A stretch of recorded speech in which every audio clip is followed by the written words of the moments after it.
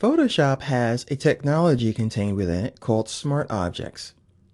Smart Objects are like taking an image like this and packaging it away in a secure location, but having the ability to always reference it so that you can always get the exact pixels.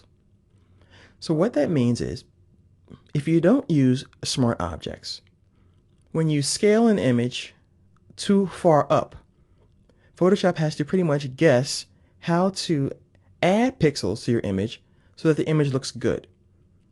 The best way to demonstrate this is to take this picture of Everest, and I'm going to press Command or Control T after I press Command or Control A so I can then scale her down.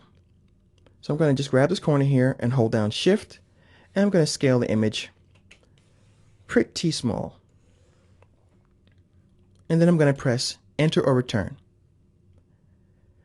Now I'm going to scale her back up. So once again, I'll press Command and Control T after I go ahead and move this back into position a little bit. And I'll scale it back up once again, holding down Shift.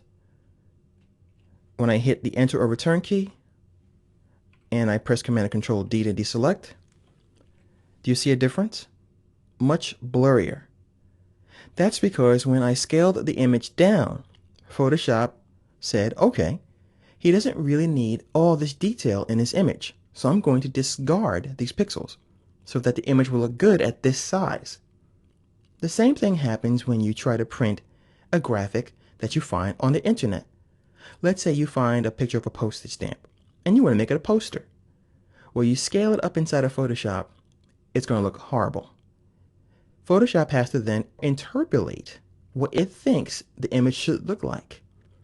So as it's doing that, it's adding pixels on its own because Photoshop doesn't know what the image should look like at a magnified size.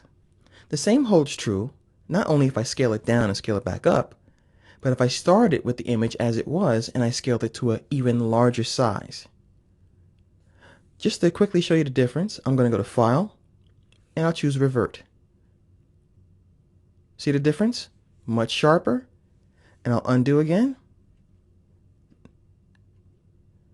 Once again, when you scale down, or if you take an image from the internet and you blow it up, Photoshop has to then figure out on its own how to make that image look great.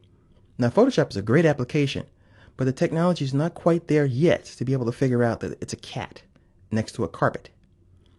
All right, what we're going to do next is find out how to convert your images into smart objects so you won't have to worry about that.